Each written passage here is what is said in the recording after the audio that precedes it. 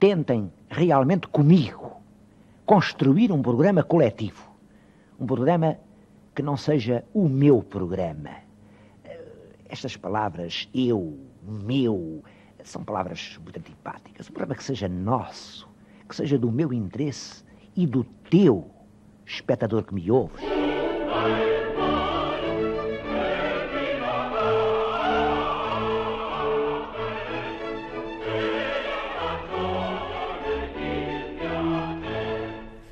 Eu sou um velho falador.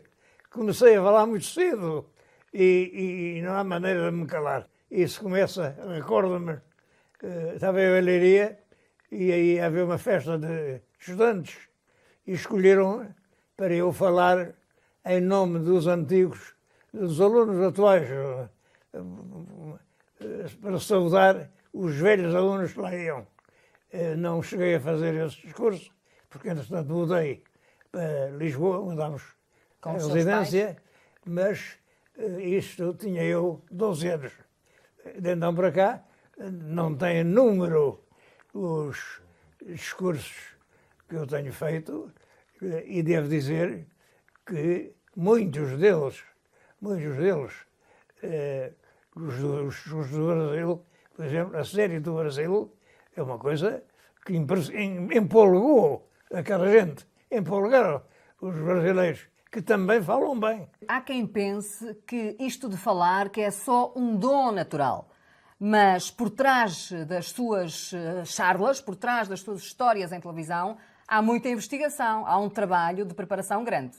É claro que há muita investigação.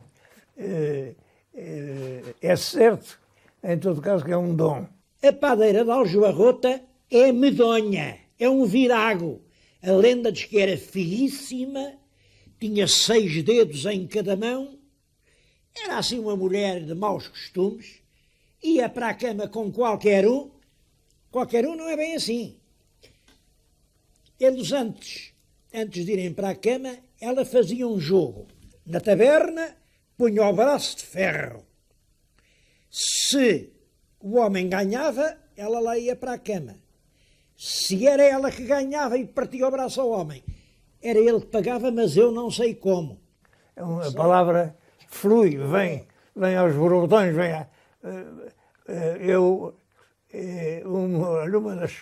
uma das coisas que tenho vaidade a recordar é que um dia fiz um discurso na Assembleia Nacional em que esteve presente o chefe do governo, que era o Dr. Salazar. O Dr. Salazar impressionou-se muito e, à saída, disse para um dos organizadores, que era o Dr. Luís Pico Pinto: pode dizer ao Saraiva que eu nunca tive pena de não ser um orador senão hoje. Isto dito por um homem que era muito sóbrio. Salazar não fazia elogios a ninguém. Há também uma história muito curiosa de um discurso que o Soutor fez na Assembleia Nacional e que a RTP gravou ou passou um discurso de um outro deputado na Assembleia e não passou o seu. E depois, creio que alguém interveio de forma a que o seu discurso passasse na televisão. Como é que isso foi? Era uma sessão solene, é exatamente essa de que eu estou a falar, em que devia falar um representante do Parlamento, que era o Dr. José Guilherme de Melo Castro, e o representante da Câmara Corporativa, que era eu. Fizeram-se os dois discursos, mas lá os homens da televisão que lá estavam acharam que o discurso de Melo Castro é que era bom e não gravaram o meu.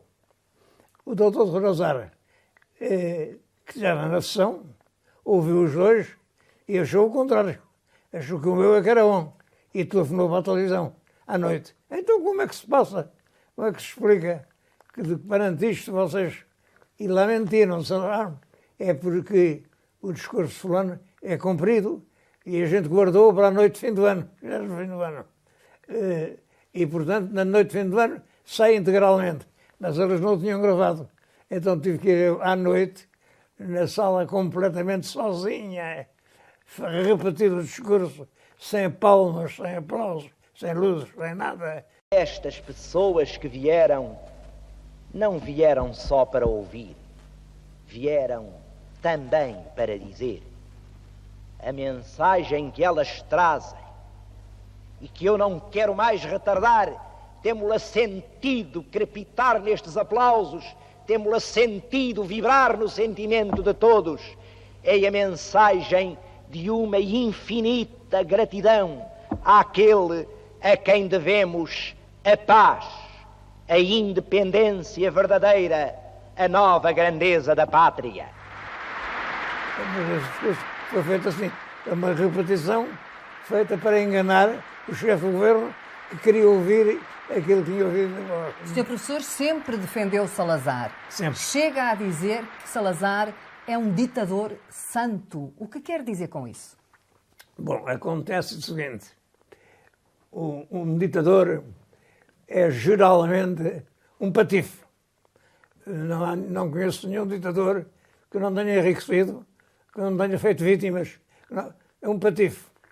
O caso extraordinário português é que um santo foi ditador. O Salazar era realmente um homem de uma bondade, e isso é que temos durante 50 anos praticamente. O país é governado com uma grande virtude, com uma grande austeridade, por um justo. Como é que o Sr. Professor explica a polícia política, a tortura e algumas mortes mesmo?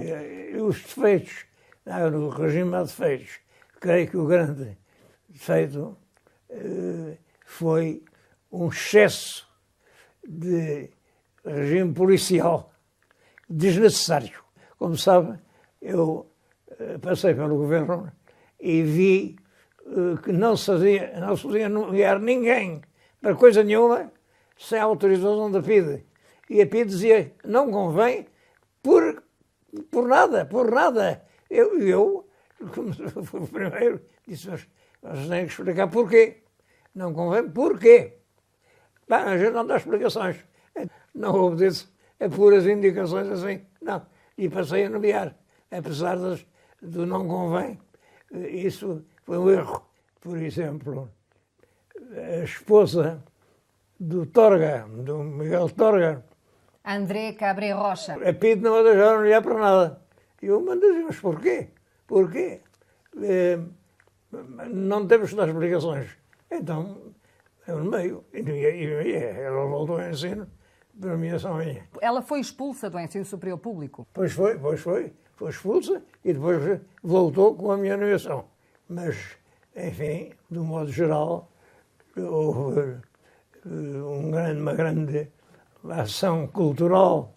Recordo-me da Campanha Nacional de Educação de Adultos, CNEA. Eu passei pela Brasileira e estava lá o ministro a conversar com o meu sogro, que era o Dr. Amigos. E o ministro diz-me, então o que é que me diz da CNEA? Eu digo-lhe que não serve para nada. Porque ensinam as pessoas a ler. Mas a ler o quê? A verdade é que não há livros com preços que caibam no miserável orçamento de um trabalhador. Passados 8 dias, o ministro chamou-me, olha, eu contei aquela nossa conversa ao Dr. Salazar e ele diz que você tem toda a razão. Porque o que é preciso não é que as pessoas saibam ler, é que as pessoas leiam. E para isso não há livros. E você, se quiser, tem aqui 10.000 contos, isto era já em setembro, 10.000 contos para editar livros populares. E assim nasceu a famosa coleção educativa, que chegou a publicar ao todo 2 milhões de livros, enfim, tudo menos política. Foi um grande êxito de divulgação cultural na altura, Foi. mas que depois do 25 de Abril foi banida. Verdade. Como é que assistiu a essa destruição dessa obra? Calado, porque realmente não havia razão nenhuma para uma coisa dessas. Aliás, mais tarde, alguns desses livros foram refeitos, reeditados, sim. porque isso foi uma tolice.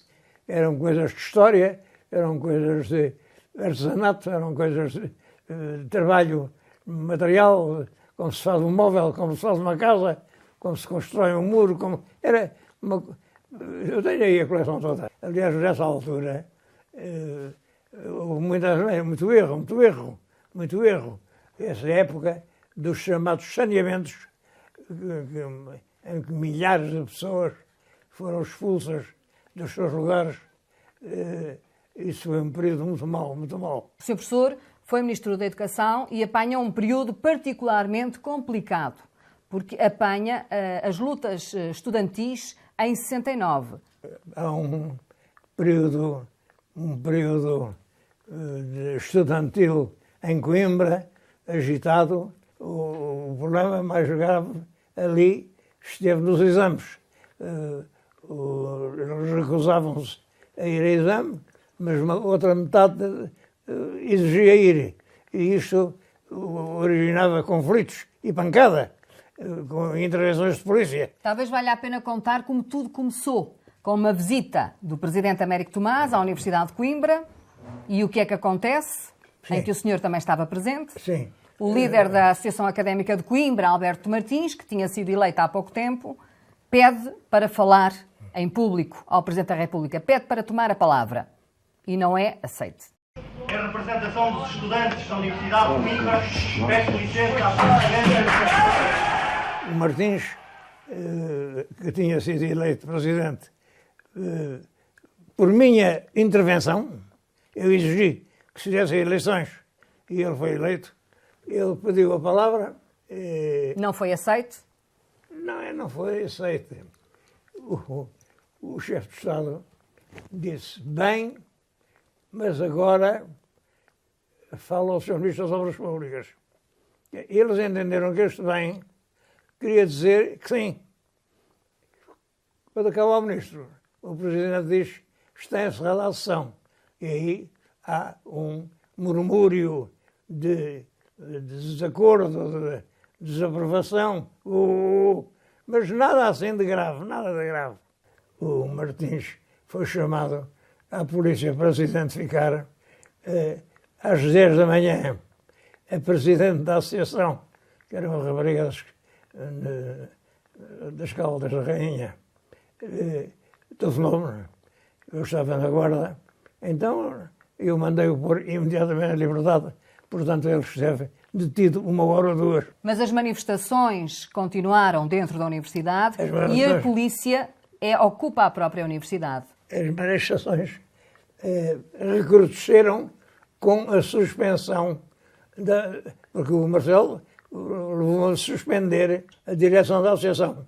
E isso é que provocou uma série de revoltas, de ocupações. O Ministro do Interior queria mandar para Coimbra o batalhão de intervenção, que é uma força militar da Polícia de Segurança Pública para dar pancada. E que leva cães, e que tem cães, o que é perigosíssimo.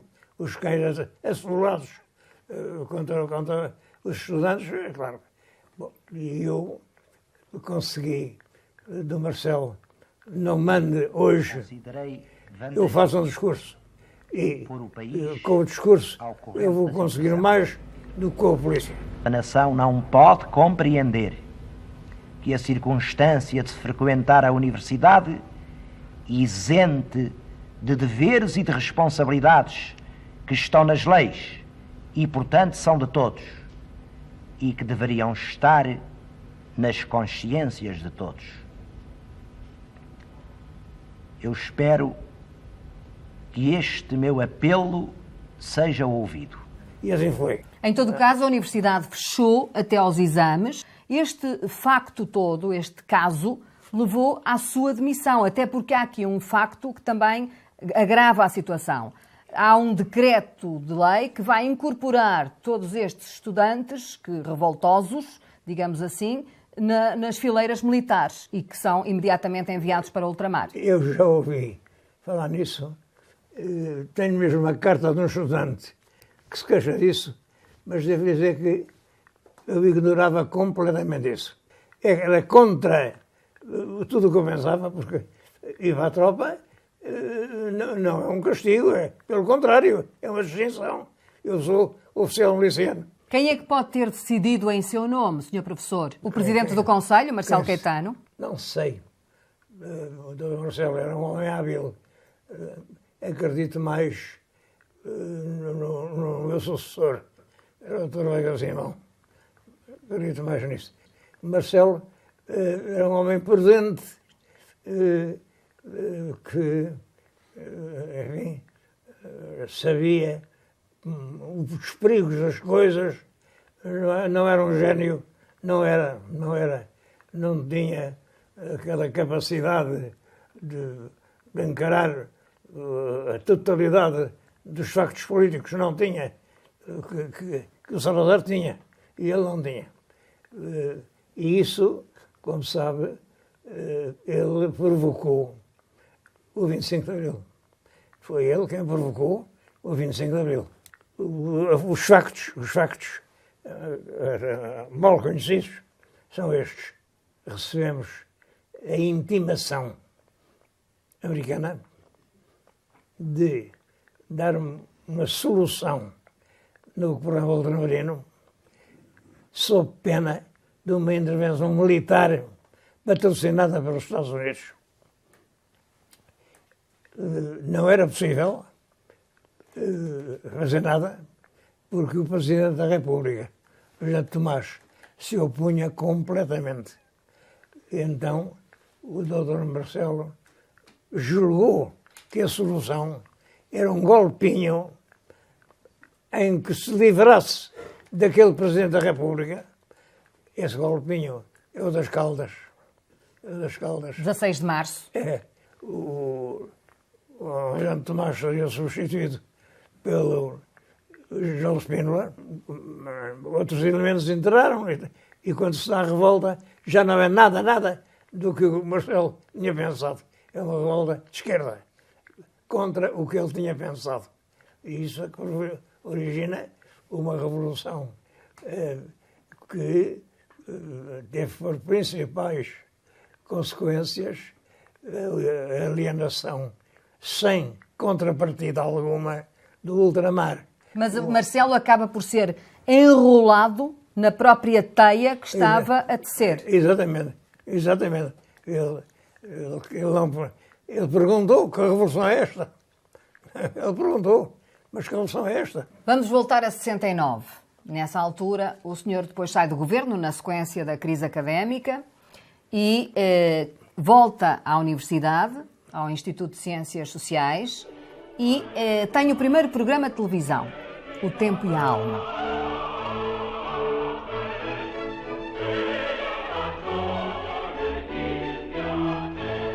Nós, geralmente, não nos esquecemos dos livros por onde estudamos na nossa instrução primária. Recordo-me perfeitamente de que saio do governo, vamos a um jantar ali na Serra de Monsanto, na coisa da aviação, e eu queixei-me ao Dr. César Moreira Batista, que era o ministro responsável Pela televisão? que a televisão só davam programas mal, futebol, fado. Não. Bom, e ele diz-me, isso é uma coisa, a gente faz um programa um bocadinho mais sério, a malta desanima, desliga, então vamos fazer uma aposta. Eu faço um programa, faço 6 programas, e vocês vão ver, e fiz então O Tempo e a Alma. Pois vou tentar hoje, precisamente, fazer uma experiência. Um programa que, de certo modo, se pode considerar erudito, visto que se vai basear quase completamente num texto clássico. E vamos ver se, efetivamente, pelas respostas dos meus outros prezados ouvintes, este tipo de programa tem viabilidade. Teve um êxito extraordinário. Isso continuou, mas o Dr. Marcelo Caetano achou que eram perigosos, eram politicamente mobilizadores. O Sr. Professor está a dizer que Marcelo Caetano não terá gostado do êxito dos seus programas? Toda a gente me disse isso. Eu não sei. Ele tinha um programa de televisão na altura, As Conversas em Família, também. Mas ele lia o papel. No nosso país, neste problema universal, reveste aspectos particulares. Ele não tinha... Tinha teleponto. Não tinha... A que é que acha que se deve o seu êxito na televisão? O senhor é um homem que pôs emoções nos factos históricos, emoções nas palavras, ou deve-se ao facto de ser um contista nato? Não, deve-se ao facto de os textos, o que não está escrito, é improvisado ali. O que é preciso é saber viver pela pátria, não é saber morrer por ela. De resto, estes conceitos são todos abstratos. Pátria somos nós. Se nós morrermos, a pátria também não fica viva. Isso é muito importante. As pessoas ouvem diretamente o que eu estou a... Bom, isso é muito importante porque geralmente aquilo é tudo lido na televisão, metade do que se diz é lido, como sabe. E essa leitura mata a espontaneidade, a alegria, o brotar da frase. Uma bela noite, põe-se a caminho. Entra em Coimbra, chega aqui de madrugada, passou por estes caminhos e começava o sol a clarear quando ele parou diante do paço onde vivia a mulher. Mas os seus críticos também dizem que o facto de ser de improviso que leva a que o Sr. Professor muitas vezes possa acrescentar um ponto ou possa pôr uma emoção mais exacerbada. E tem tido detratores também, sobretudo dentro da história, da ciência histórica, sobre a sua forma de apresentar e divulgar a história na televisão. Pois tem, porque em muitos casos apresenta versões completamente diferentes daquilo que se costuma contar. Era aqui por esta grade que ela lhe fazia acenos ansiosos. Ele à noite, não se sabe como, mas lá se introduzia no convento e só saía ao clarear da manhã, deixando na feirinha saudades e ansiedades que ela desafogava por escrito. O senhor é um homem de direita ou de esquerda? Como é que se vê hoje? Bom, eu tenho muita dificuldade em responder à sua pergunta. Tenho prós e contras. Os prós, evidentemente, que eu não me considero um homem de direita, porque sou, por, enfim, estruturas populistas, também não sou um homem de esquerda, porque sou contra a revolução, sou contra a violência, sou a favor de um governo como não temos. Penso que estamos numa fase deficitária, negativa, de governação em Portugal. O governo está entregue a pessoas menores. E isso, é claro que repercute-se, enfim, numa decadência geral. Não há produção, não há investimento, não há. Como é que vê o futuro de Portugal hoje, olhando para aquilo que conhece dos movimentos da história de Portugal e do mundo? Como é que acha que o país deve e pode encarar o seu futuro? Com pessimismo, porque a viabilidade da história nacional vem com o ultramar. A alienação pura e simples da totalidade dos nossos domínios ultramarinos veio tornar inviável a vida portuguesa, os destinos portugueses, os mercados portugueses, as matérias-primas portuguesas. Nós éramos o principal produtor mundial de café, isso acabou, de prata, isso acabou, de estanho, isso acabou, de ferro, isso acabou. Hoje temos que ser pessimistas, mas encarar o futuro com muita serenidade e, sobretudo, estudar novas formas de criação de produtos novos que façam ainda de Portugal uma nação economicamente viável. Não acredita no destino europeu? Não acredito nisso. Dentro da Europa, o nosso lugar é subalterno, secundário e condenado sempre a uma posição de minoria que não nos permite voltar a ser uma grande nação.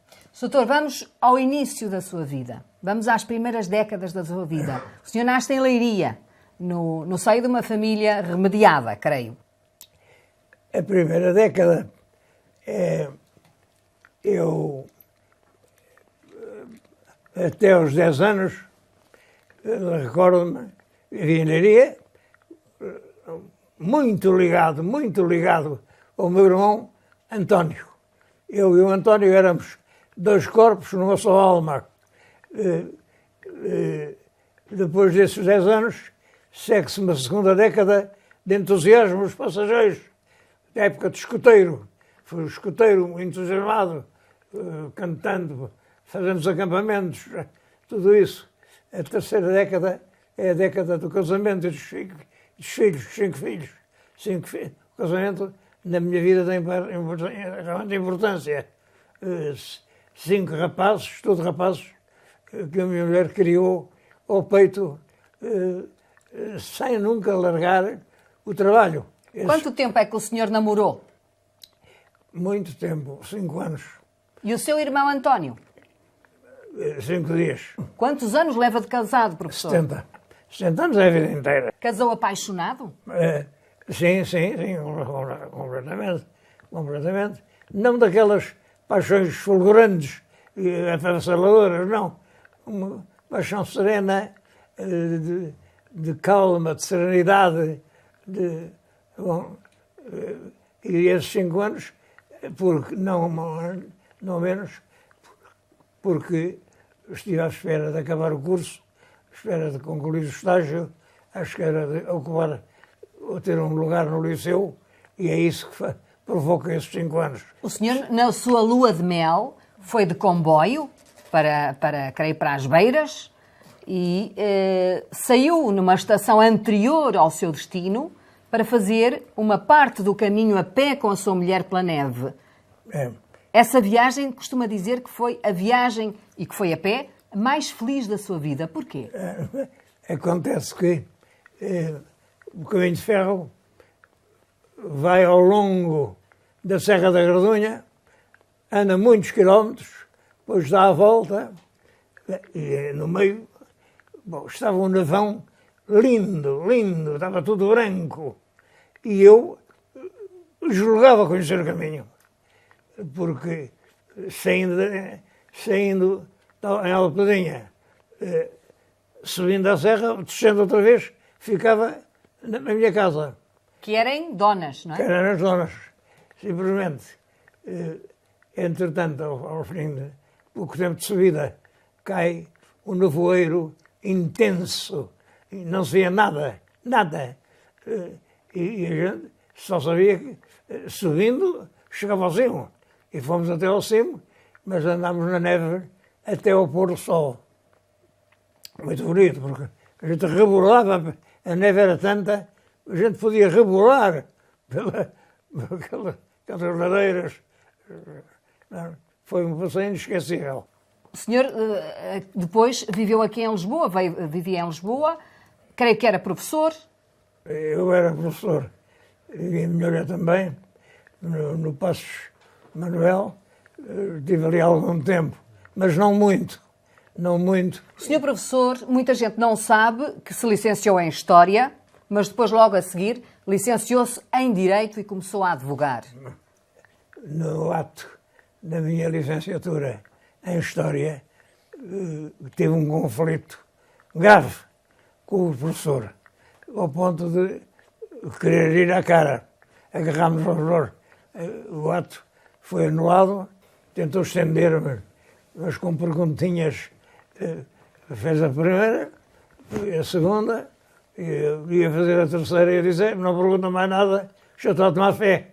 Andou por aí no sábado da manhã a dizer, vocês hoje vão assistir, eu vou estender o Saraiva, vão ver o que estender um... Bom, eu pedi a declaração desses estudantes, está lá abaixo da secretaria, e vou exigir um inquérito. Porquê é que acha que ele queria estender o Saraiva? Porque eu, na véspera, no ato anterior, tinha estendido o Délio Santos. Outro professor. Sim, o Délio Santos tinha discutido a minha tese e tinha dito, estou satisfeito. E eu disse, não, o senhor está satisfeito, mas eu não estou. O senhor começou por fazer objeções, dizer mal, tem que retirar o que disse e reconhecer que eu tenho toda a razão. E ele fez isso. É como tu gosto lá, faça isso. Isso é considerado um ato desrespeitoso. O senhor também era um aluno que era um tribuno já na altura Era. E creio que entrava muitas vezes em despique com os professores. É verdade. Mas era um aluno, tinha sempre notas muito altas.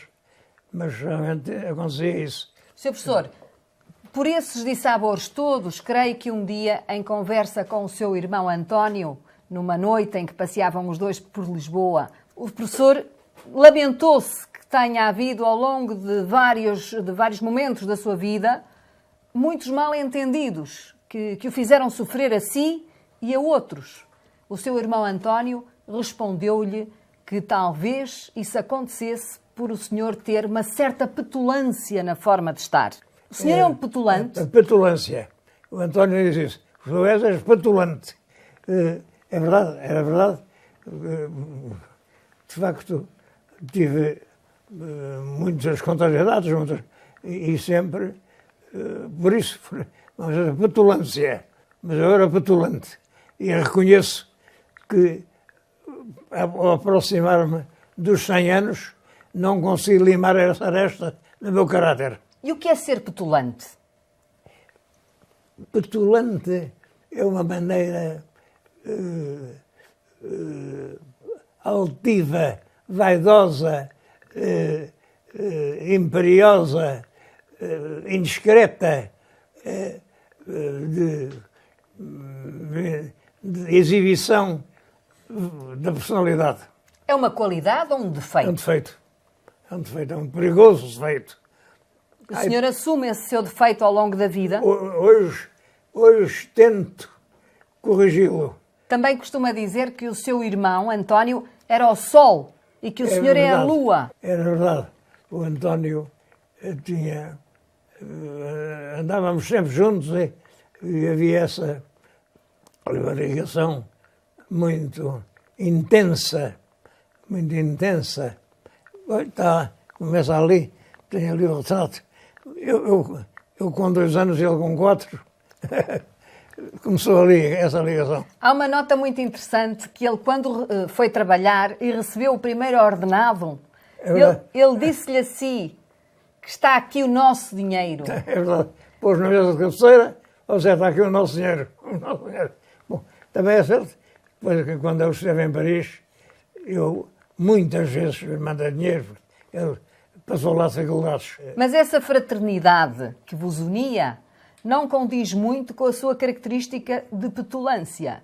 Pois, vamos, com o António não era petulante. Não. O António era uma coisa à parte. Era metade da minha alma. Era realmente. Sr. Professor, voltemos à televisão. Com os vários programas que fez, tornou-se uma das figuras mais carismáticas de sempre da televisão em Portugal e tornou-se um ícone de comunicação na televisão portuguesa.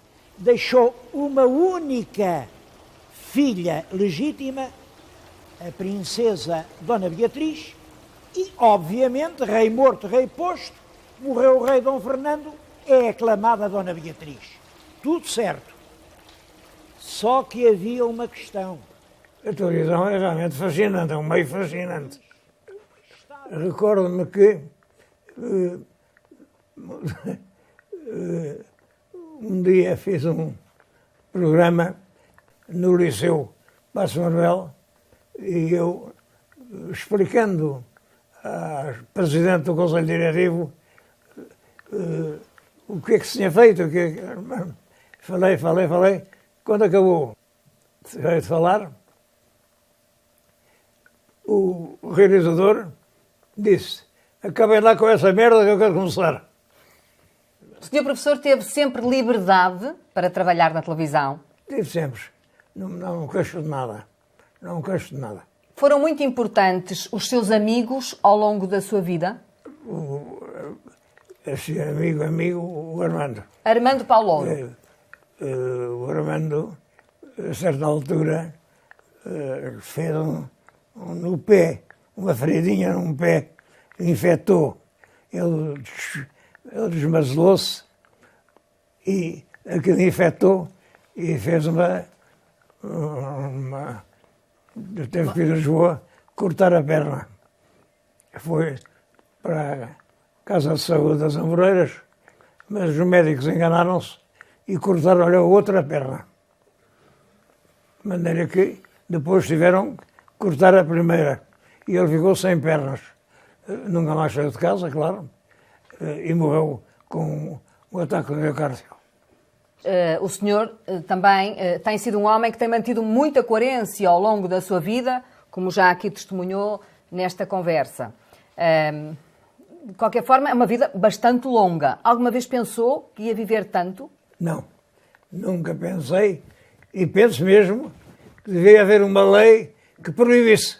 Porquê? Porquê? Porque a partir dos 70 tudo é penoso, tudo é difícil. O sono já não é uma benção, o sono dói. De maneira que, a partir dos 90, tudo é trabalho e dor, realmente. E eu sinto muito isso. Mas gosta de viver ainda hoje, apesar do trabalho e dor? Entre estar fora ou dentro de uma urna, prefiro estar fora. O que é que o anima hoje para viver? Olha, gosto muito da família, desta casa que eu fiz. Eu é que sou o desenhador e o arquiteto desta casa. Inteiramente, peça a peça, é feita por mim. Tenho uma biblioteca enorme, com 32 volumes, com as encadernações. Os livros são já quase todos encadernados. E viajou muito. E viajei. Viagens. Quantos cruzeiros fez? Não tenho conto. Todos os anos a gente ia num cruzeiro. Qual é o seu destino preferido? Fundamentalmente a Grécia. A Grécia. A Grécia é um sítio fascinante. Fascinante. Quando nos casamos, eu fiz o primeiro presépio, e depois, em cada ano, ia acrescentando um certo número de figuras. Isto ao fim de 70 anos, com calcula, dá milhares de figuras de presépio que não há em Portugal. E então eu ia a Nápoles todos os natais. Todos os natais. Quais foram os momentos mais felizes da sua vida? É difícil dizer. É difícil dizer. Quando os seus filhos eram pequenos? Sim, sim.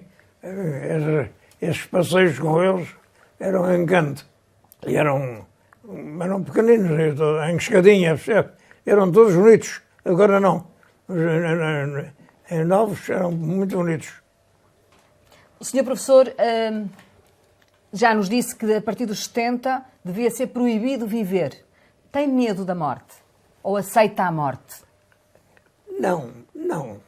Julgo que não dói. É um adormecer. A pessoa adormece. Apenas. Eu vi morrer o meu irmão António. Tomou a palavra e disse: meus senhores, e morreu. Como é que o senhor gostava de ser retratado na memória futura? A falar. a falar.